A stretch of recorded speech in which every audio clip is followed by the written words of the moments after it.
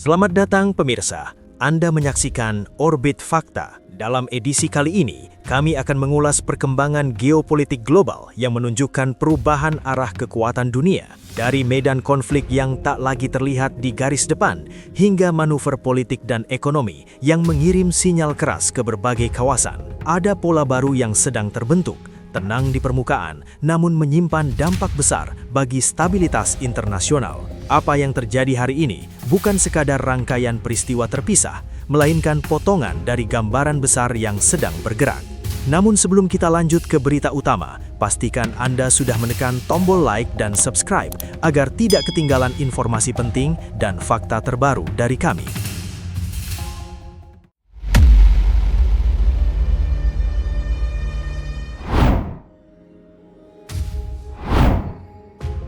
Awal Januari 2026 menandai perubahan penting dalam konflik Ukraina-Rusia yang telah berlangsung sejak Februari 2022. Di fase ini, dinamika perang tidak lagi didominasi oleh pergerakan pasukan darat atau perebutan wilayah secara langsung, melainkan oleh serangan presisi jarak jauh, tekanan ekonomi, dan kontrol informasi. Ukraina mulai menunjukkan pola serangan yang konsisten dan terukur, dengan fokus pada target bernilai strategis di dalam wilayah Rusia, terutama infrastruktur energi, simpul logistik, dan fasilitas industri yang menopang mesin perang Moskow. Dalam pekan pertama Januari 2026, otoritas Rusia melaporkan peningkatan signifikan serangan drone ke wilayah sekitar Moskow dan kawasan industri di bagian barat negara itu. Bandara sempat ditutup sementara, jaringan listrik terganggu, dan beberapa fasilitas industri dilaporkan terbakar. Meski sebagian besar drone diklaim berhasil dicegat, frekuensi serangan yang hampir harian menciptakan tekanan psikologis yang nyata bagi penduduk sipil dan aparat keamanan. Serangan ini tidak dirancang untuk menghasilkan terobosan militer cepat, melainkan untuk memaksa Rusia mengalokasikan sumber daya besar demi perlindungan wilayah domestik. Di sisi lain, Rusia juga meningkatkan intensitas serangan ke infrastruktur sipil Ukraina. Pada 8 Januari 2026, serangan drone dan rudal di wilayah selatan dan timur Ukraina menyebabkan pemadaman listrik luas di tengah musim dingin. Gangguan ini berdampak langsung pada kehidupan warga, industri lokal, dan sistem transportasi. Namun, serangan tersebut juga memperkuat narasi Kiev bahwa Rusia semakin mengandalkan tekanan terhadap warga sipil sebagai instrumen perang, bukan sekadar operasi militer murni.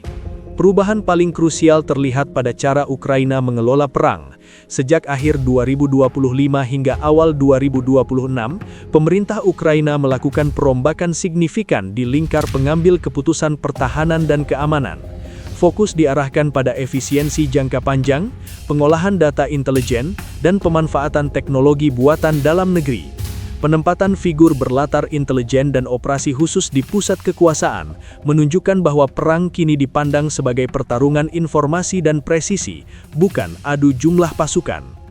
Strategi ini berdampak langsung pada persepsi negara pendukung Ukraina. Negara-negara Barat melihat adanya peningkatan disiplin strategis dalam penggunaan bantuan militer dan teknologi. Serangan drone Ukraina yang menyasar kilang minyak, gudang bahan bakar dan jalur distribusi energi Rusia pada akhir 2025 hingga Januari 2026 dinilai sebagai upaya sistematis untuk menggerogoti fondasi ekonomi lawan, bukan tindakan simbolik semata.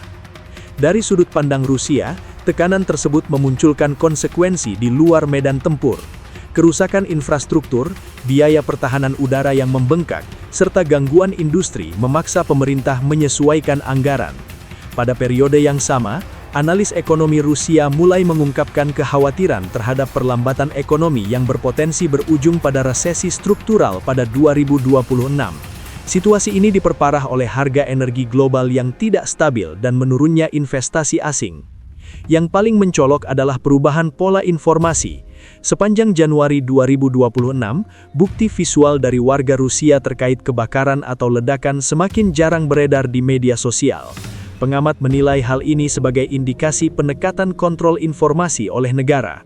Dalam sejarah konflik modern, langkah semacam ini kerap muncul ketika tekanan internal meningkat dan pemerintah berupaya menjaga stabilitas persepsi publik.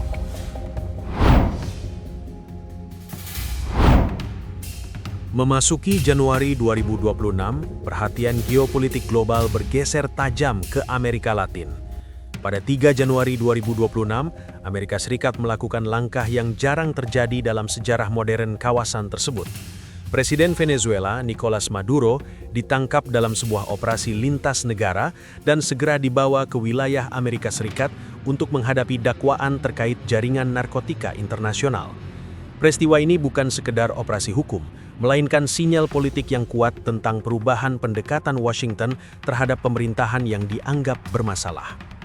Selama bertahun-tahun sebelumnya, hubungan Amerika Serikat dan Venezuela didominasi oleh sanksi ekonomi, tekanan diplomatik, dan upaya isolasi internasional. Namun hasil yang dicapai relatif terbatas. Produksi minyak Venezuela memang menurun, ekonomi terpuruk, dan kondisi sosial memburuk, tetapi kekuasaan politik tetap bertahan. Penangkapan Maduro pada awal 2026 menandai berakhirnya fase tekanan tidak langsung dan dimulainya pendekatan yang jauh lebih tegas. Dampak langsung dari operasi tersebut terasa di dalam negeri Venezuela. Aparat keamanan berada dalam kondisi siaga tinggi, sementara kelompok politik yang sebelumnya terpecah mulai berebut pengaruh. Ketidakpastian meningkat karena tidak ada kejelasan mekanisme transisi kekuasaan yang disepakati secara luas. Situasi ini menciptakan kekosongan otoritas yang berpotensi memicu instabilitas jangka pendek, terutama di tengah krisis ekonomi yang belum pulih.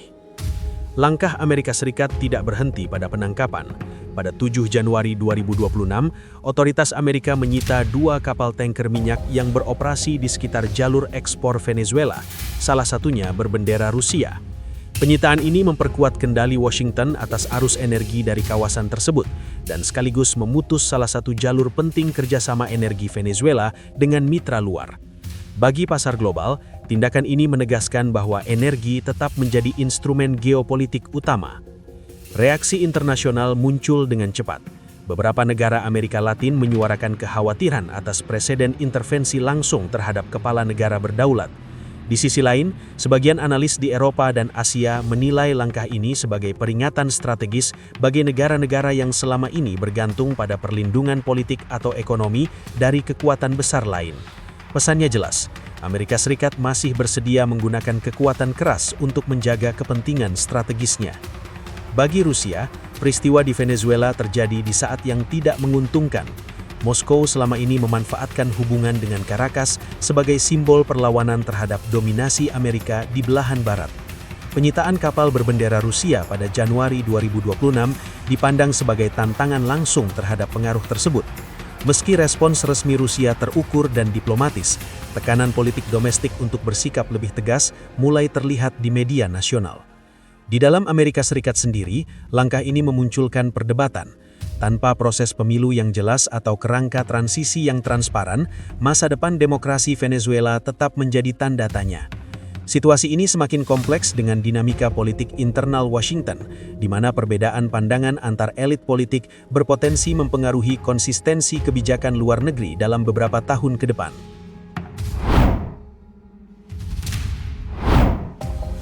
Memasuki pertengahan Januari 2026, pola besar geopolitik global semakin terlihat jelas. Peristiwa di Eropa Timur dan Amerika Latin menunjukkan bahwa persaingan kekuatan dunia bergerak ke arah yang lebih kompleks dan berlapis. Perang tidak lagi didefinisikan semata oleh garis depan dan jumlah pasukan, melainkan oleh kemampuan negara menggabungkan teknologi, ekonomi, energi, dan pengaruh politik dalam satu rangkaian strategi yang saling terkait. Di Eropa Timur, konflik yang berlangsung sejak 2022 telah memperlihatkan bagaimana perang modern dijalankan dengan pendekatan ketahanan jangka panjang, serangan presisi, penguasaan data, dan kontrol informasi menjadi alat utama untuk melemahkan lawan tanpa harus merebut wilayah secara langsung. Model ini mengubah cara banyak negara memandang keamanan nasional.